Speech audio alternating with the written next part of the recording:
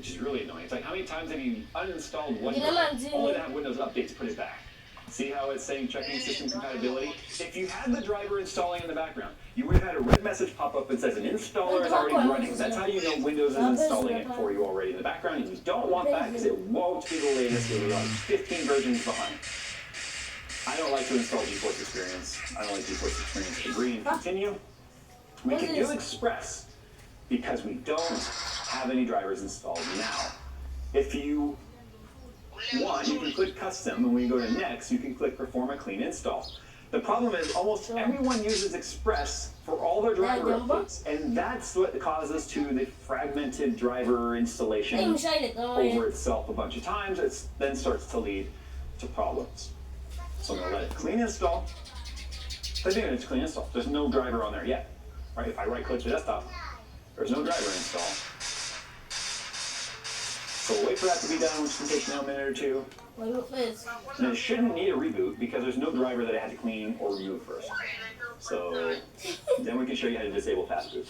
Another way you can tell that crash that we were experiencing with the black screen and then the blue screen that I showed you, or the fact that it didn't come back on at all, was driver related. Because no driver is loaded, well, it just loaded the driver now, but no driver was loaded and nothing was freezing. That should come back on. See, our Windows is not crashing now. So that's the kind of problem that someone would experience and be like, what the heck? Something's wrong with my graphics card. It said video failure. I don't know, and that's fine. Most people are not fluent in blue screen or understand the problem, where sometimes the blue screen is just a symptom of a problem, but not actually telling you what the problem is. That was actually a clean driver install that we did right before this video went live. Only because I forgot to turn off the device, installer that's automatic, it corrupted. Yeah. It legitimately corrupted itself on camera. And so we started this video over and I went, hey, because I forgot to turn that off, something happened between the driver it actually installed on the download and me trying to install the new one. It corrupted the driver, and that's the experience we were getting. So I accidentally created a situation where someone that's not experienced with computers might have freaked the F out. Only I did it on accident. And you can see now everything is perfectly fine with the system because we now have the proper latest driver installed on here with nothing underneath it. 472.12. We're perfectly fine. Now we're going to show you how to disable that fast boot. So now we're going to do Edit, Power Plan, Power Options, choose what the power buttons do. Now see how this right here was not showing up in safe mode? That's because this is part of the regular Windows install. So you see how I had to click Enable Disabled Stuff? Turn on Fast Startup. Recommended for Microsoft. It's not recommended. Trust me. This is for, if you value your system, you would turn that off and just wait a few extra seconds to get your system to boot. So turn off Fast Startup. That will stop if you have multiple graphics cards or you change your graphics card and then it looks like the driver reinstalled itself and everything's fine and recognizes the card, but it's actually applying the wrong profile to your card. That can also cause problems because we've had overclocks try to apply or boost clocks that MSI Advisor saves into the profiles of its system or its folders, try to apply to a card that looks the same, but isn't as stable at the higher core clocks because it might be a higher tier card, and then you enable crashing accidentally because of that button right there. So there you go. You can see everything is working now. Everything is fine. That's how we deal with a lot of these graphics problems. When I start getting any sort of weird problems, you'll hear me say, all right, guys, we got to DDU this. We got to wipe it, start from scratch, wipe AMD, wipe Intel, wipe NVIDIA, wipe all three. And that will usually get us back up and running exactly as you saw here. I hope this video has helped you. If you know someone having graphics problems, crashing in games, getting weird error messages, share this video. Telling you 9 out of 10 times this fixes the problem. Thanks for watching, guys. Subscribe if you're new around here, and as always, we'll see you in the next one.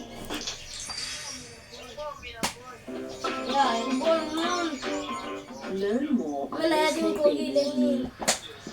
If your smartest move starts with Livia Lint Deep Deo, get more fragrance and protection.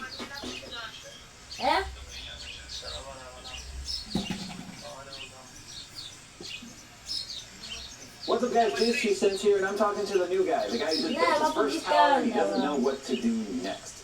So we're going to take the assumption that you guys have built your tower, it turns on and everything, and now you're like, Now what do? I've got no DVD drive. How the heck do I install Windows? I mean, drivers. I don't know what to do next. Everyone talks about building a tower. Very few people ever talk about the hardest part for some people, which is just figuring out how to get everything up and running. So today we're going to try and cover that topic.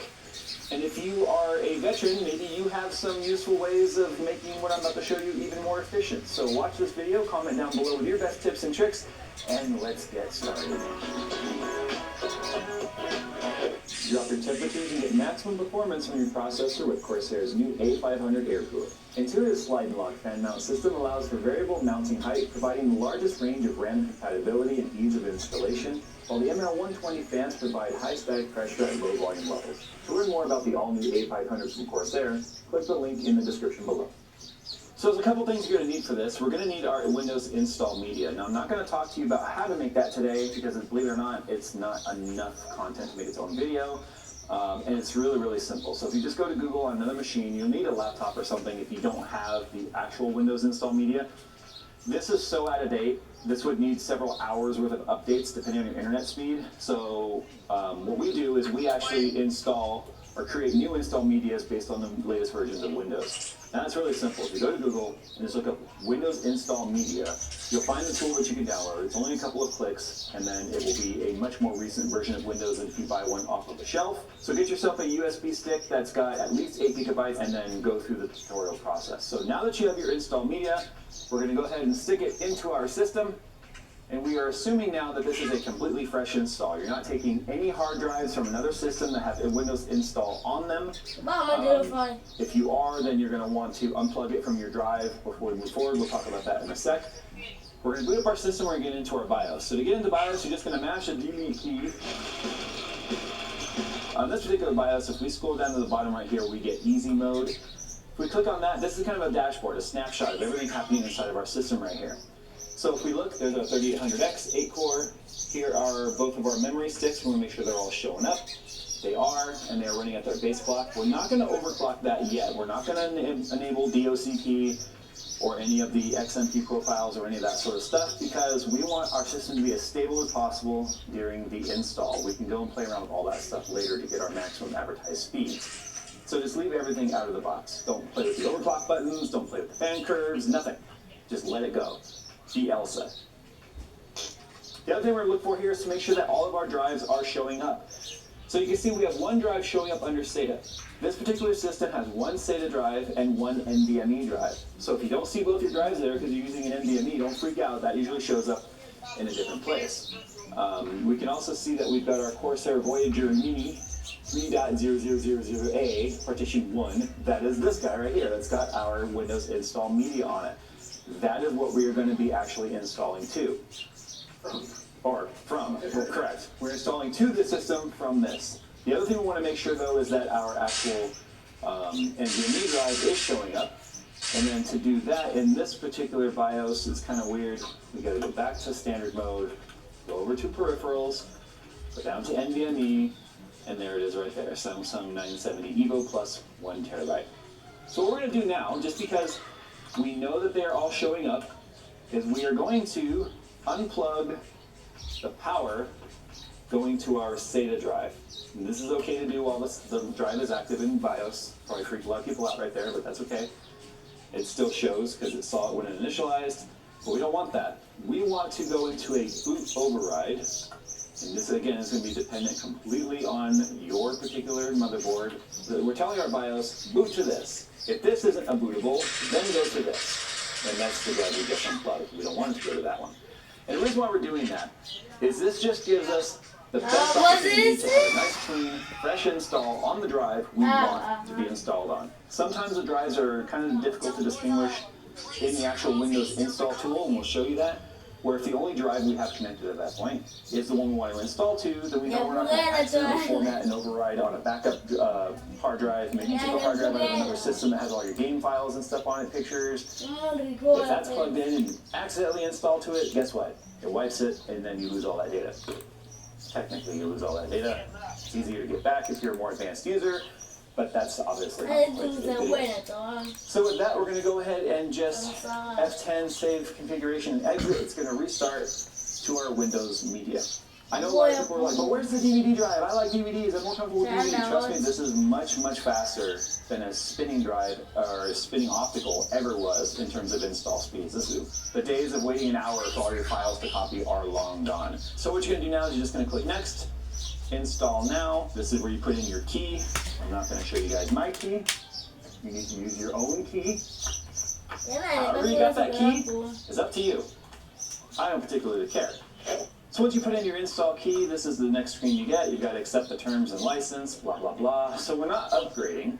We are doing a custom install, which is funny. That should say clean install. It's just custom install Windows only advanced. So now you can see only the drive we want is showing. If you had 3 or 4 drives and you didn't unplug all of them, you would have more than one showing right there. So because this is the drive I want to install to, this is the NVMe. And you can see now why we unplug our drive, because it's not labeled. It doesn't show a name. It just says drive 0, unallocated space.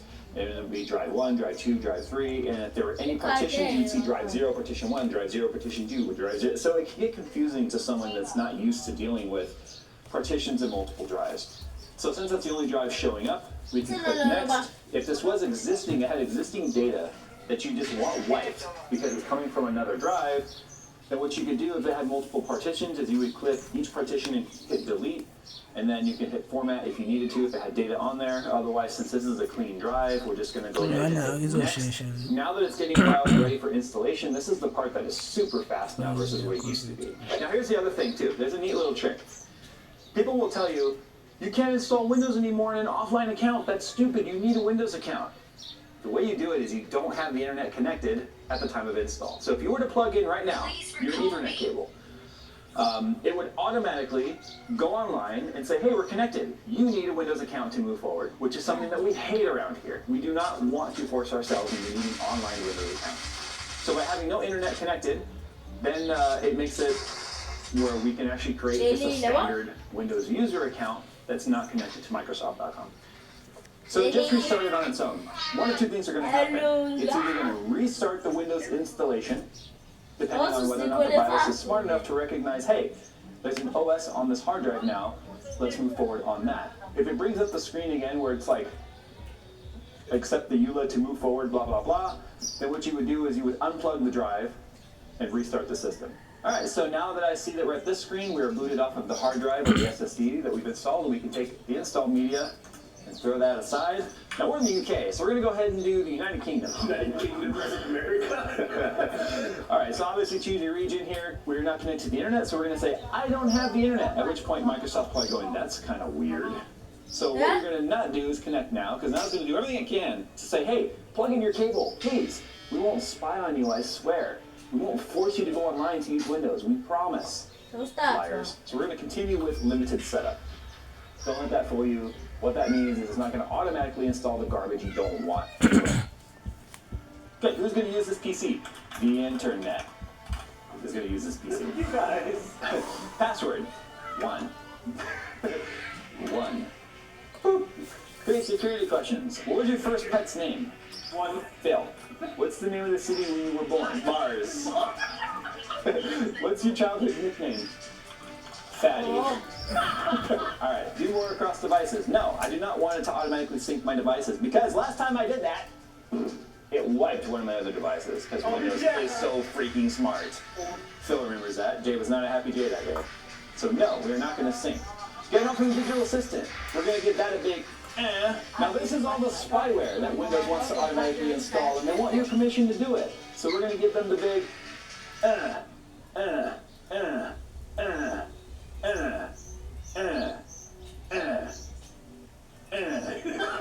It's kind of finishing its install in the background. It's getting a bunch of things ready for you, whatever that means. We're not connected to the internet. Now here's the thing. Most of the drivers and stuff you need for your system to operate properly will work with just the basic drivers that Windows has pre-configured inside of it. It knows this is an AMD system. It's going to automatically install just the basic AMD chipset drivers.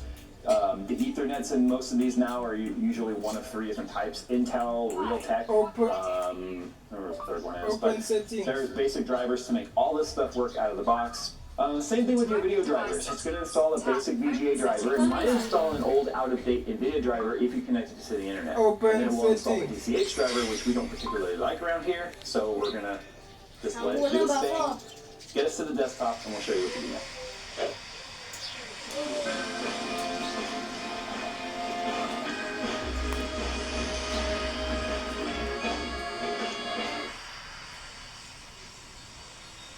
So now we're at the Windows desktop for the very first time. You can see our audio driver. It's like, hey, you don't have an audio driver. What the heck? And it's funny, if you click on that, it's trying to detect problems, but Windows is actually stupid enough to where it's like, oh look, which of these drivers do you want to troubleshoot? None of them, because we will handle all of that in a moment. Now, obviously, we have that drive that we disconnected. So what we're going to do right now is, because, believe it or not, SATA is hot swappable, I'm going to just plug that SATA back in with Windows running, and it may or may not automatically detect the drive. Our drive is not showing up, and this is the part that freaks a lot of people out. And because it's a brand new drive with no partition or no format type on there, what we're going to do right here is we are going to click the little Windows Start button on the very bottom left. We are not connected to the internet yet. That's perfectly fine. We're going to type in Disk Management, and it will start to show up.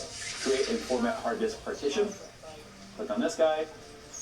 And it detected our drive now. See, this is the part that makes me just so upset with Microsoft, is that it knows this.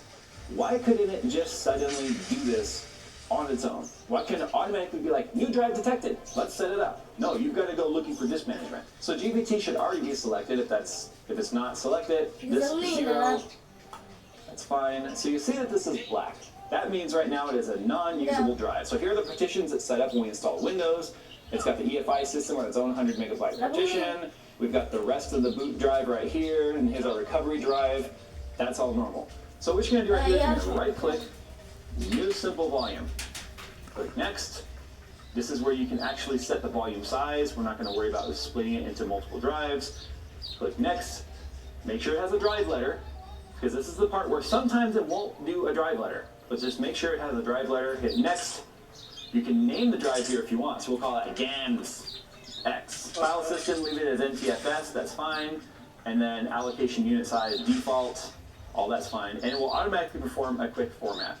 So if we hit next and finish, now our drive will show up. And there it is, right there. So that's a really common problem people have, like, where are my drives showing up? There they are. And we even has the name that, if you don't like the name, you can always go in here and just rename it and be like, right?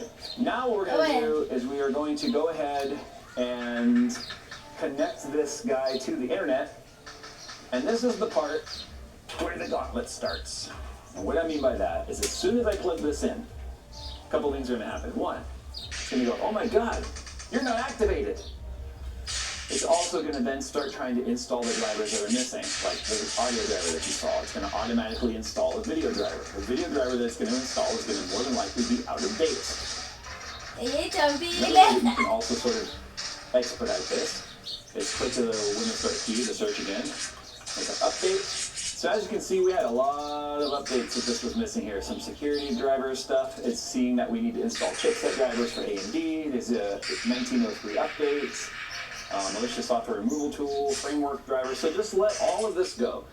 It's like I said, it's going to probably download some out-of-date stuff, specifically the video card driver. But once this is all done and it goes through its restarts, then we'll talk about what to do next. Now, it's important, in my opinion, to install these updates before drivers. The reason for that is, depending on the version of Windows that you're on, some drivers require certain versions of Windows to unlock all of its features. AMD Ryzen, for instance, requires a certain version of Windows and newer to get a lot of the Ryzen CPU C-state and performance activity and the performance settings and all of that to be active in the driver or in the operating system. Same thing with the NVIDIA graphics card. If you're running an RTX graphics card, in this case it's a 2080 Super, if you need a certain version of Windows and a certain driver version that you can't get unless you're on the right version of Windows to enable RTX features. We dealt with that with Battlefield 5. We're like, why are we not getting DXR option to show up? Well, it's because we were on too old of a version of Windows that was required to get the latest driver that had it all enabled. Now you're going to notice there's going to be several restarts during this process. Some of these need to happen in certain orders for them to finish the install. So what will happen is it'll restart and then it will go back to the next portion of the install. And a lot of this will happen in the background without you even knowing it. So that's why I like to tell people to go here automatically and visually look at it to see what's happening. Because you might be doing things in the background and you're like, what is happening? My system wants to restart, or this isn't working. And well, it's because this is all happening in the background. So the very first thing you should do, quite honestly, is your update. Oh, see the driver, the Windows video driver. Then went to port. Hey, So if we look here, we're in 432.0. But if we go to NVIDIA's website, you'll see the latest driver is actually 442.19. Yeah, 432.00 isn't even on the most recent driver, like as far back as November of 2019. So we'll go ahead and download the latest driver as well. We'll download this, save it, and we'll install that ourselves after everything else is done.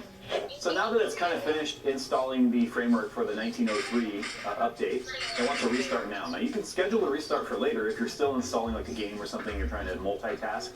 But it gives us the option to manually restart it, which we're going to have it do now. And then those other ones that said pending install or restart, they should all automatically install, and then the list will update with whatever updates are left. It also will default to wanting to install the driver and GeForce Experience. I don't personally use GeForce Experience, so I install just the driver. Agree and continue. Custom. Next, this is where you can then click Perform Clean Install, and you can just leave all the defaults selected. It unselects GeForce Experience. That's the only difference between the old the other click or the other radio button and the one we chose. Perform clean installation, hit next. Now it might do a restart during this. Sometimes with a clean install it'll restart the system, sometimes it won't. Alright, now you want to get the most speed out of your NVIDIA graphics card? Here's what we're going to do. Click on Manage 3D Settings. On the right you're going to come down here to where it says, we have a G-Sync panel, so that's automatic. Power management mode, optimal power. We're going to set that to preferred maximum performance. Now I do this, which is what it's going to make the GPU not idle down all the way. We'll introduce a little bit more heat to the GPU, but this is what gives us better scores in our benchmarks and stuff. Most people won't notice this, but this is what I do.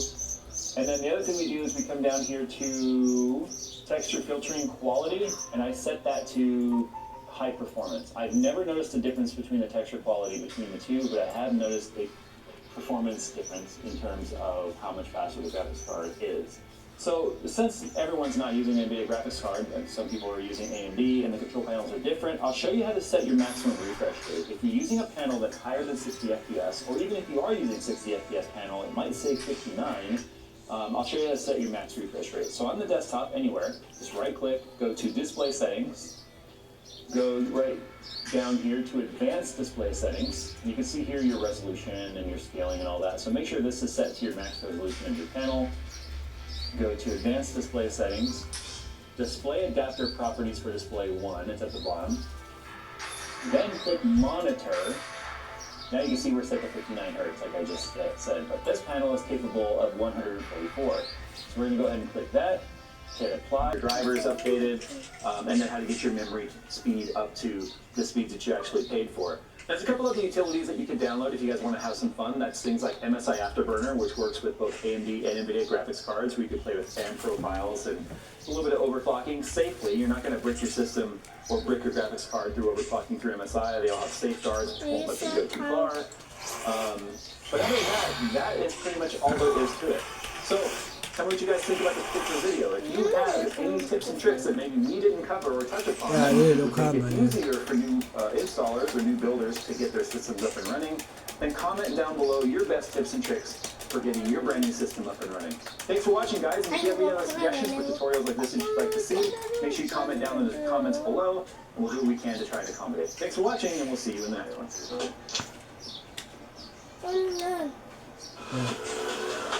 Afternoon. What the shot off? Afternoon. Bring speed and scale together, you change the world. When we discovered Akamai compute infrastructure, we realized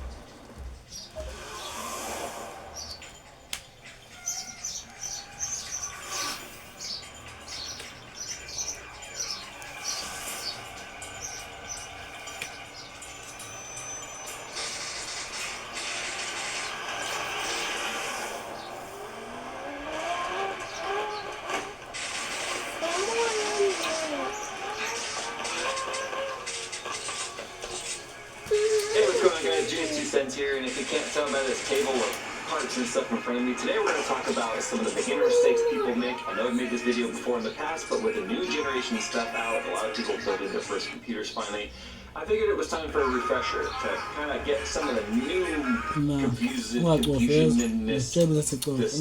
out of the way. so that you guys will build your computer and then go, oh, NZXT's build is a quick and easy way to get a new gaming computer. Build a gaming PC on your budget using the built-in configurator and see exactly how your favorite games will perform. Want to build your own PC but still have the NZXT Peace of Mind warranty? Then the new BLD Build It Yourself kit has what you want. Buy it and build it yourself, and NZXT has you covered. To get started configuring or building your next gaming PC, visit the build link in the description below.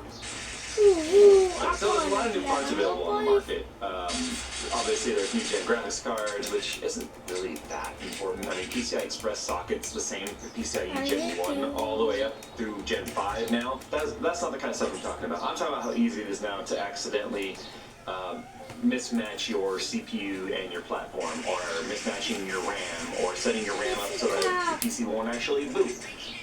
Little things like that, all the way down to just some basic builder mistakes that you may not even know were mistakes until this video points it out. And you look at your system and you go, huh, you know, we've all done that, we've all been there. And I've been building computers for 30 years now, over 30 years now. And it's one of those things where you still make these kinds of mistakes far into like building experience. So I figured, might as well at least give you guys a little bit of an opportunity to sort of avoid these experiences by knowing that before you experience.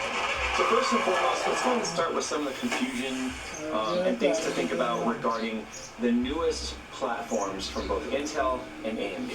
Intel has a brand new socket type called LGA 1700. If you ever wonder what that number means, it's basically just the number of bits.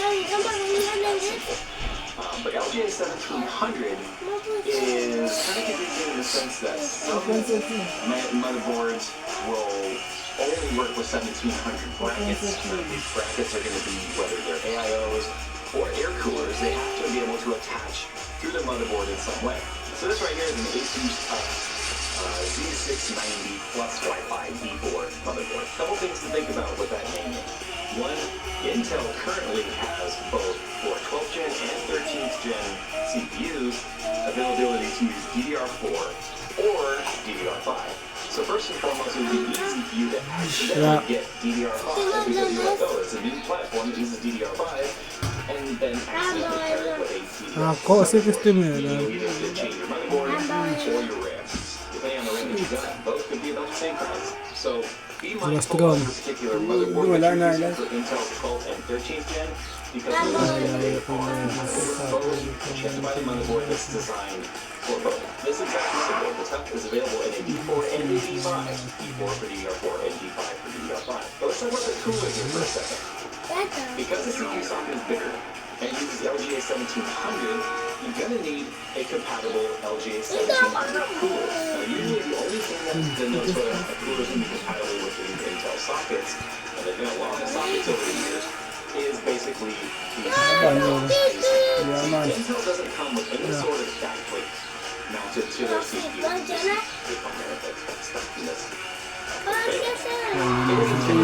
For the cooler to provide its own backplate mounting solution.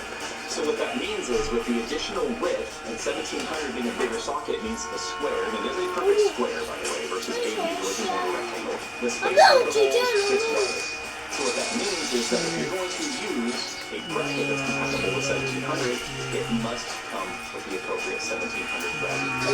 Most coolers today, depending on overstock that's still sitting on shelves from prior to 12th gen even launching, will include a 1700 bracket, which is means to contact the manufacturer if it does not have one and request one. Most of the time they'll provide one for free, or you can buy one on Amazon for about $10 depending on manufacturer. But one, you may not even need that. And the reason why I say that is if you take a look at the mounting holes on the motherboard, you'll notice on the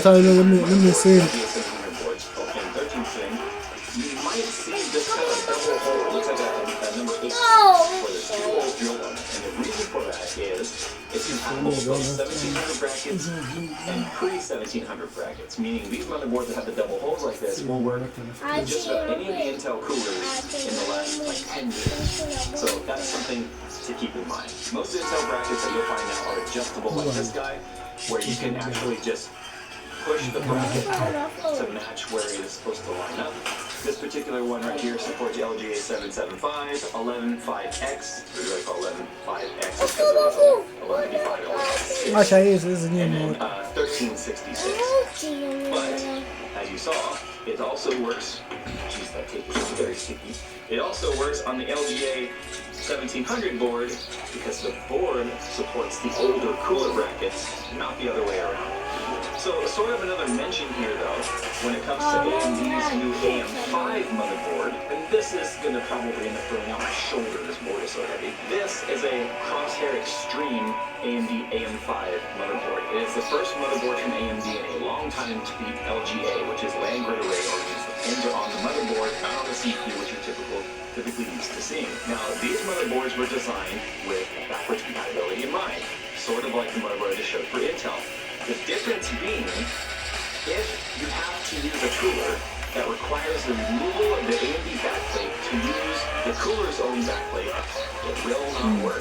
Let me repeat that. This backplate piece right here, on the back of the AM5 motherboard, on many AMD motherboards in the past, AM4, AM3, AM3 Plus, would require you, especially long blocks and such, would require you to remove the backplate, the 4 screws that are on there, and then these 2 plastic retention clips that are on here would remove, and you'd use their backplates to attach 2 screws, and you would just get rid of the AMD mounting system altogether. That is not possible with the AM5 because these 4 screws on the inside of the back bracket are what's actually holding down the LGA mounting system. So if your cooler says, AM4 and requires that you remove the backplate, it will not be compatible. And that's something that was causing a lot of confusion when AM5 was new because AMD said it's compatible with AM4 coolers. And that's only true if they use AMD's clip mounting system, which is what's pre-installed on there. One thing to keep in mind though is the AM5 only uses DDR5, so don't make that mistake of thinking that you can upgrade from DDR4 to a new platform without taking memory. AM5, DDR5, match the 5 and you're good to go. Honorable mention regarding cooler compatibility though. Another common mistake people will make is this one, it would be very difficult to make. This is the ProMax air cooler from Noctua. And it has a little plastic cover like this and has pre-installed thermal paste, you're probably going to be fine. But if it's the kind of cooler that wants you to install the thermal paste that comes separately, and it doesn't have a plastic piece, it might have a piece of clear plastic on the base of the cooler. Make sure you peel that off. Usually we'll say remove before use. It's still easy to install it without removing. 30 plus years and I still did it a handful of times just in the last few years alone. Remove the plastic before you install it. That plastic makes a great insulator, not allowing heat to transfer to the block from the CPU. And your CPU will run and it will turn on, but it will instantly throttle and explode. Why is my computer running like that until you can take it off and then you go? Now moving on to RAM, this is where things are becoming much more picky. And I don't mean picky as in like people are picky. I think most people are just not using anything that works these days. DDR4 and DDR5, especially as we move on to DDR5, is extremely picky with QVL. Now QVL is basically the list that says this RAM with this speed and these timings is compatible with this motherboard and compatible with this CPU to be able to run in their optimized speeds. Remember, the speed that is printed on the RAM, whether it be DDR2, DDR3, DDR4, and not DDR3, whatever, DDR3, 4, and 5, XMP, or the Expo that they call it now on AMD, which was DOCP in the past, but now it's called Expo. These are actually overclocks. These are overclocked timing, they're higher timings and overclocked frequencies that are designed above and beyond the base spec of what RAM operates. DDR5's base speed was 4,000 megabits. DDR4's base speed is 2133, and then it became like 2400 as it matured. You have like a 3600 megabit stick of RAM, and you just put it in your system and don't touch it, it's going to run at 2133. But DDR5 is going to run at either 4000 or 4800 depending on the motherboard itself. Keep in mind, the moment you push Enable Expo or Enable XMP, it is going to be applying an overclock to the memory controller to run the speeds that are listed. What that means is a couple of things. One, it may not even be stable, it may not run. That is dependent on your CPU's silicon lottery winnings and the memory controller itself, and the listed QVL compatibility between your particular sticks of RAM and the motherboard. So it's very important to always cross-reference the part numbers of the RAM you're trying to use with the motherboard you're picking to one, make sure that the motherboard has BIOS support for that particular RAM set. If you're choosing a DDR4 build today, it's very unlikely that it's going to be a problem because we've had so many BIOS revisions with motherboards to create a vast supply of compatibility now with different RAM. DDR5, on the other hand, is still building out that list. We'll find that motherboards that run DDR5 are getting nearly monthly updates these days to support RAM as it comes out, because as the RAM gets faster, Sí, yo soy un gato, will tell you everything that you need to know about whether